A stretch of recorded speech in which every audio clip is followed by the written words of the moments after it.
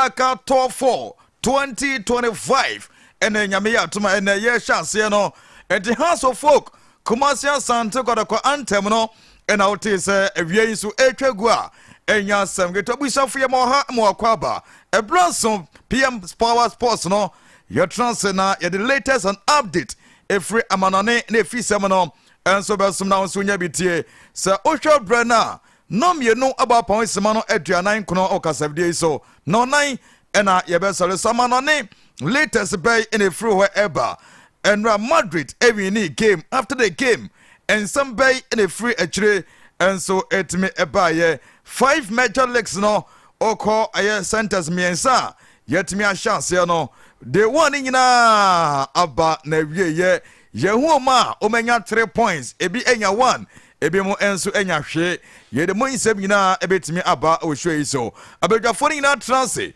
champion my Bugatti is sated the sport professor also transfer mediane oben Robert Losky yako manone na yakoje latest on update prof abuabu no na so no wetimi enya bietie prof Losky good afternoon sir good afternoon be ma say bibia bokodi be ma bende nyame aduma de pa bia chi asesia no kwakobono mi se die ayana mi sedampe o kai se May 9th is Wednesday. Oh yeah. And Melcom disaster 2012. Okay, sir, disaster. And also so AC Wednesday. Okay. On the 7th November 2012. Okay. And circuit fire disaster. Okay, circuit that in okay. 2015. Oh okay. And then 3 weeks. And a helicopter crash. And so see Wednesday on the 6th of August 2025. And to Wednesday Wednesday is ananwadi me da kasa ene di onyango pa adum me ho ye da me asepa anya me koye die o bibia de dem okay o sika sam ye da me asepa bibia be fine buga Losky man champion ma buga yes kakra ye koye nim oh yes na me aduma next month na me se me ba me nya a year next month yeah na this month me birthday oh yeah 26 August hey yeah and then my child ni and then awu ana no dey dey ahye ho ache me hwa de na say next week Tuesday no so catch him in na me boaboa me ho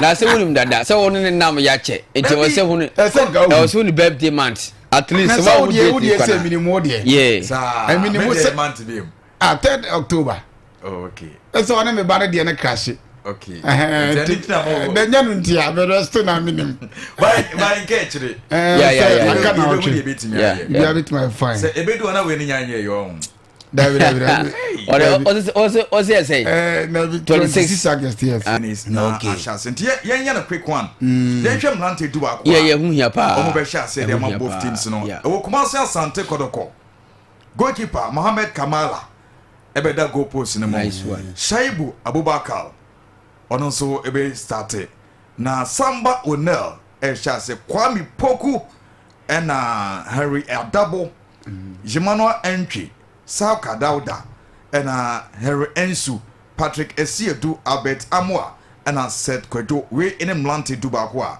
omo be hyase e dem Kumasi Asante Kotoko na o bebia ni so no goalkeeper your friend say Jimano Kobi ono beda goal post no mo ebenya Gideon Anaba Bright Boache Ablantie Kevin Opon anas agene Boatin yebenya Ablantie friend say Samson Ediku Isaac Ajete Jimano Kondo ena Ablantie Atakumi we so ne mlante dubako a ombe hyase edema baby any goals top game say bibia ni for no ko sha akra oh yeah ena ko to for school Cape Coast nti e hweta te sa from Pom so ne ka ni to de beba na shake e ho no mo ko game pai bo shake nso e hira wo mo nti e be hwese betima ye adwuma ai hira no matwetwam David say dey twetwam say ade go stars for year so say me dwuma me ntemi asio see mu wi a omeji top 4 no omoji baba be bo super cup omoji ba bi ani okay enti omo de nyina be tree street e wo e yo so mo omo kwaji aba se no fia omo kwaji aba Oh, okay. No one you cross and on be Super Cup omo ho na ebo. Omo ne kotoko. Omo go no dance park. Sa 212 nyina be hwere omo. Oh, eye case ana. Enye case. Say a reality. Because Gold Star team ntimi hye kotoko. Omo ya we. Yeah, omo ya we. Nti back to back and omo show ne dem support kotoko. Okay. And not the first time. Say you dress some match. I mean your match. Hey, is that what free has kotoko? That be 70 cia because of Gold Star. How David. That 50 and then them support Gold Stars. And then me kotoko. Me pese kotoko punish me be Gold Stars mame. Sir. We are come house to football. Game be depa. Serious. But of all say a big games in Kwam. Oh yeah. Kotoko against Gold Stars a big game. House to folk against Out of Lions a big game. Na no show mu 2-0 ntani brebe ba. Yeah. And mbe de. A game pa. Wow. Now Friday so as ne be Gold Stars so abo. Sunday na be super clash. Yes, I wanna say more. Yeah, obedi you know. Yeah. The obedi first. Sunday. So we say all play all play all the points na be. Oh, okay. So Friday Gold Stars ni out of folk. Yeah. Friday Krona Kotoko ni out of Lions. And a Sunday Ben Gold Stars out of Lions. Yeah. And a Sunday 24 Kotoko ni has. Yeah, the update ni na be my. Yeah, unya pa, unya. The beto so and I said the beto form o mark na subia no. Ebe dane chiri kama pa na mosuma ho de e konti yen kwama no ne na yen ko latest kakra ma wi ana ye the update ne so ato aso sa yen ko yen me.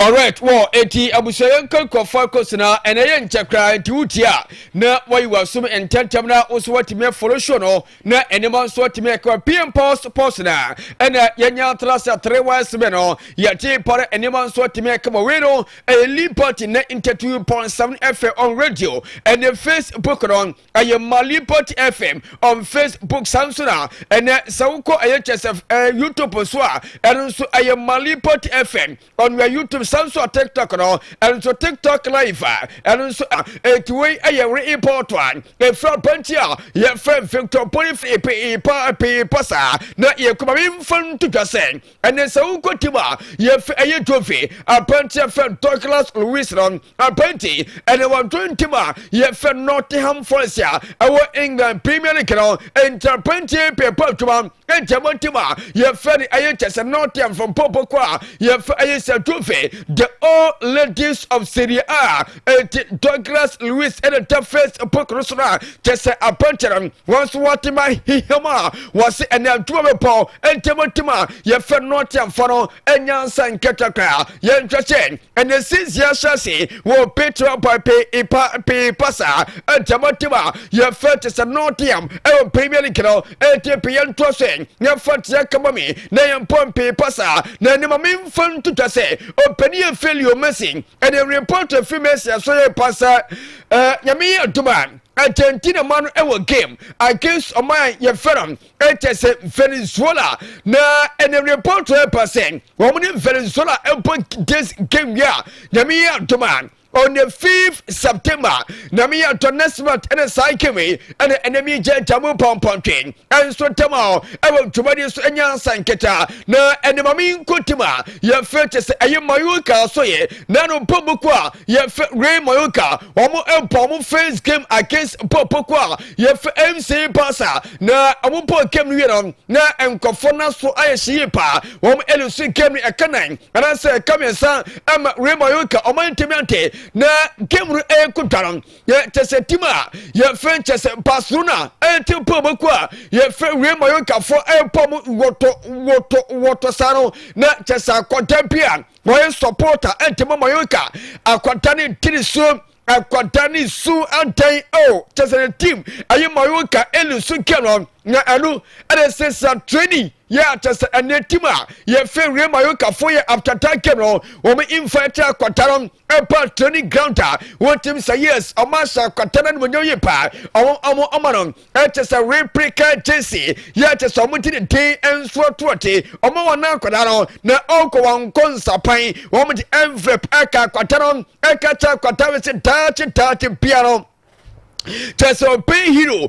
entamotima ye Ray Mayoka musi omukacha kwatawe say nyami otuma omu nes wom kemno wom so petima aforin entama kwatawe ne enema enso timi kama etwi eye koyan eye pofro efoso support omutima wontim say yes I emotionally enema timi komie pa na empasa e wositim no enso timi anasa ne pano na pepe enso timi kama etwi aye tesa Ray Mayoka kwata aye supporter ene so mo so no atimi ana kwata ne kama enima so atimi akoyin e wo hono mete wasa no enso etimo ewe tumade so mama infan to say enwa ene beto to say aye PFA player of the year woman tema pantia ye fe Mohammed Salah osiakan etimo tima ye fe Liverpool timo etimo mesana ne foini ene tintam face pokono so wotim say yes winina aye pantia fe Mohammed Salah aye star wo shekos ene ante say star wo ye no e say ye keka puma ye tattoo face pokono so enya saketo African akwatawe ofomia ye fe Egypt na enije report o pase ene why history ene sa wodwe player ba ko singing player one chema kuma ko 3 times enfancy nasota one ko pantian ye fe samosana enso temi 3 times wotem sara pantian pa twoye pa entama ayetima ye fe Liverpool team no eti Mohammed Salah enso no eti peyankwe ene eye wendem Nje yenche ta chini poso bami kwata ye fit lami yama nanu lami yama the performance pema nenya second after game no okotrete wasi na mami kane pofwe na tese yenkwa misa wasi na matai jesse will be too heavy for me na ote part about patron I don't quite say but 40 na tese na se matai jesse na wo share enije one point 4 matches Ashe 4 goals and 1 assist. 80 upon Chester and number 10 Chester. Upon Sunday, Mobile 2 and so Tamaron Stina. Chester or the point to a pa. Yeah, 4 matches. Sawapo was 4 goals and 1 assist. What Tim say yes, and you must see Koyepan. Let Timar Pantia. Yeah, Lemi Yama. 8 Aya Cotano, Chester and some Kakran. A final so palm at Tewasaro and so Tamar. I went to Madame Tamatenate. A quadrant pay to a papa. One funny advocate, Messiah Quatawe Bonan Casadian.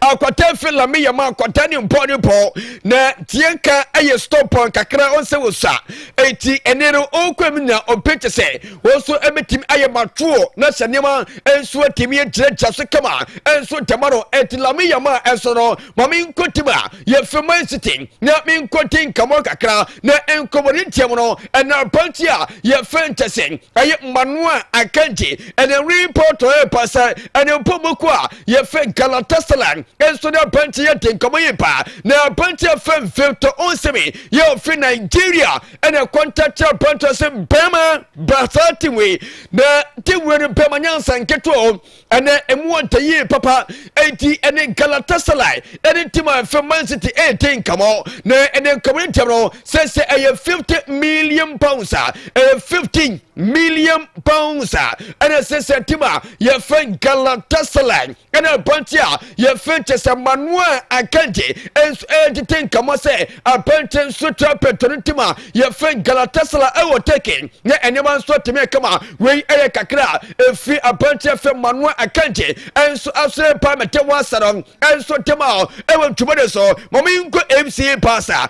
na any passa timno MC passa omointa somu aya tromu kakra na any campuma culture say I can prune tese anase Spotify I can prino and century omunya nwen boss team no omupre and na ye piano ochina ye pesesa reporter passe ayi wifa enso requesting I just very so Namia tuma ayine sisi chese wifa Champions League bia enso emetimi ayisu na Barcelona and Spotify ongoing renovation sentiment totano wamuso de koma ayi UEFA force na me yantuma ayi 2025 ayi 2026 season sent way any peso na UEFA for betwa muso tapi wero anya tia chamo so metima wie anima ntimi enye computer eti UEFA enso timi reject that request na ayi tiba MC passer enso require eti mpenimfosi omo sam date me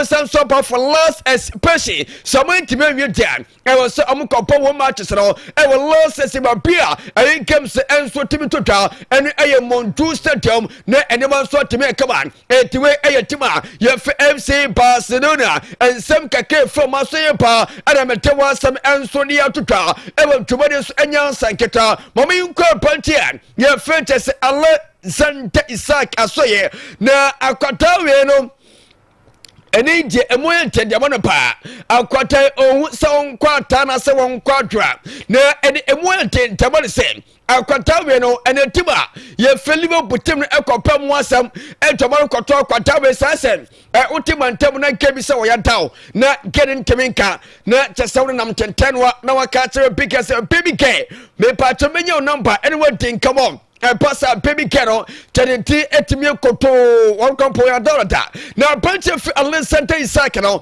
na chese o cheki efili Liverpool team data and Liverpool for the ball ntisa kwatawe wo so mo yantane ye pa na enu ene ma panche frente se ASANTE Isaac ekoti atuan e watima fi Newcastle United na ene eko ensamni ko empa ensamni ko empa na enu ene panche a ye frente se ASANTE Isaac ene betu jase wasi woye disappointed ye pa na ene tima ye fi Newcastle United mpani for tese ene sa agreement a wo no panche frente se ASANTE Isaac ekwaro tese mpani for timi up agreement na so na omukata sen ene game na se team na wo paro satachi pia so nya offer emu otu ye onu akasa wo pedia wo so peti bi entano amanako na ene Liverpool team na pa na Liverpool on so pen na so mpenimfo kro no do mpenimfo se ne wotena ene okyere sa enti apantia ye ASANTE Isaac na tese on Philip won sense betu topen ene tima ye Newcastle United mpenimfo enso ate reply enso pai wo so kata kwatawe se wo mu tima ye Newcastle United on wo mu di tweka sansa kwatawe eye prayer etiba Newcastle United under contract etirebeka piano says empenimfo man order and say empenimfo nkasa no ejanse won konsomo jana pema woni pabia ko etiwe eye repair ayetiba ye Newcastle United empenimfo enso tema branchia ye fetches ASANTE Isaac pasa ne have to pan when empenimfo woni tim empenimfo twa pema won so betam what bench on tesa contract no enso ebetime ko ente masa wa so be hie pa enti wei eyetesensema efi ASANTE Isaac enitima ye franchise Newcastle United enso aso pa ada metewa sam enso tama ewo ntwobade enso enyansan ketakra enti people na yenku enimsa ene enyansam ketwata tini poso na enimamfan tutase enitima ye fa Arsenal team no almost the year on the year 2023 2024 and 2025 ayi pesa almost 8 million ayi chese ayi Arsenal anase ayi PFA team of the year no chese wemu ayi chese pesa almost 8 million opentia ye fa William Saliba 3 times in apenti 8 million 81 wonya 3 times and so 3 million ayi PFA player of the year anase players of the year na and say na setia apenti fa William Saliba watime Romo Samson Mate Otikan and so watime room 2 times ya na se team of the year no and so ya pantia ye fe Mate Otika Gabriel Makaos once watime Romo and 2 times and so a pantia fe Tikan Raisan and ya 2 times ya a pantia fe Ero Ramzada and ya 1 time a pantia fe Bukayo Saka and David Ryan wemu eye pesa wisiakai entimatima.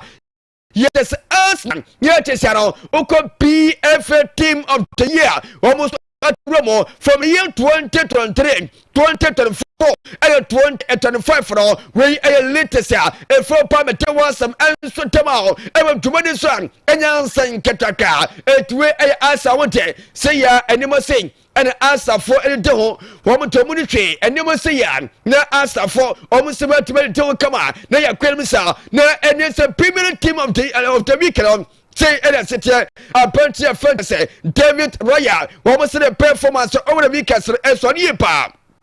Tima for Arsenal against Manchester United. And I'm to go personal. A bunch ye ballad akodawe ball performance no na anwo tie pa ye penya puncher fem ben wasiakan entimatwa fini kase United na the performance eye ketwa ye penya puncher ye fe aye chese magwe esa kan tematima ye fe Crystal Kesho wanso Roman tematima ye fe chese tima fe no aye torch penya puncher ye fe aye se diara akodan so ball perma anwo tie pa ye penya puncher ye fe Johnny Rangers no Man City ye penya Antoine Semenyo ye penya tematima ye fe chese Benimo fro wanso etin Romo anu aye midfielders no ye penya puncher fe Richarlison Samson puncher ye fe Ellen Blood hello so performance no etimi esonia me de wansam enso temao ewe tumade so anyansan ketuo etimi fala so mame emrani ko pa nyansan ketuo ready Johnson eye prepaid meter asamna hade eti mame fancy na cheseyen toso emfanfo sase mero eko eti okay mame mfanfo sere entuchantem Elonski 5 minutes sema enu a openia ye fenche Zambi Alonso enso no to after say woman team fenche se pomokwa ye fe Osasuna enso epo game ni wi no enso company ye fe Zambi Alonso the first game of the season e La Liga e di team fe rimati enso ka Zambi Alonso eno to ye tie na me fa aye samon sam no enso emfansia. Things we need to improve. After just 2 weeks of preseason, there's still a long way to go. But I think we were organized. Maybe we lacked a bit of sharpness in the final third. Against a low block, it was harder for us to create clear chances or put them under pressure. But, well, they practically didn't trouble us either. I'm sure that with the positives and negatives, the team will keep improving and finding more rhythm. We know we have 2 more games before the break and we're still in that fine-tuning phase, but in the end the victory gives you peace of mind to keep going, obviously, and we'll analyze and improve on both the good and the bad.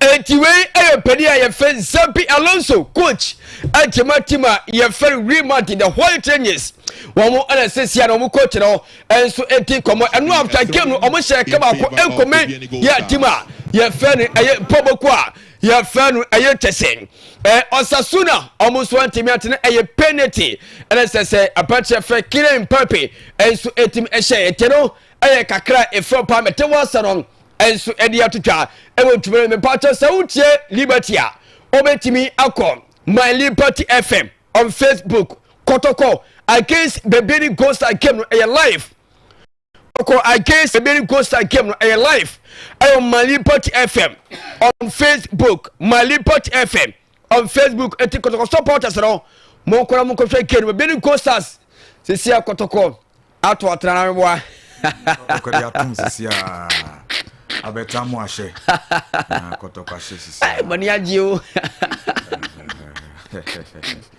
Kotoko ashe eye Paloski Kotoko ashe okay eye pa abetamu nyamishira Troski wa mi fasi that's prof that's the sport professor as our free house about Kotoko dabi me balloon pato loan eye loan enye dempo just a game. Yes, just 60 minutes long.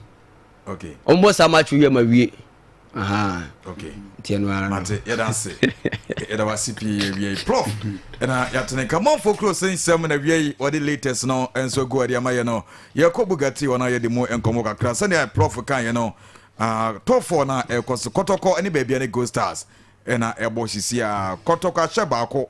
Emma baby any go stars and so into me and she Abet Amwa ena akonete bon fe ede ato atenam edema komase asante kodoko to betima ba Facebook no so na abehwe game a eno so etwagu na bibia so no kama Bugatti ya Loski man yakwama no ne aba sure yakwaba na Loski mbese ye hwe transfers kakra bi na eda on set up for the cost nti no yen hwe transfer kakra because honum so yeah because they say no amamfo ani abre amamfo ani abre pa Loski men say from Chelsea now Loski Chelsea line up defenders makoma enum omo beton ana mo koto omo hia ba akon dia ba yes and I know me catch say sporting directors for omo contract mako 5 years my daughter say and unti omo so omo trust omo assess the strength of this defense because Leviko weleko akotranfie within a year to be one ACL and the Losky defender edi kan ye Piero Hikampi on the day no be busa yes yeah now omo Chelsea Losky akwada no morning ball Leverkusen no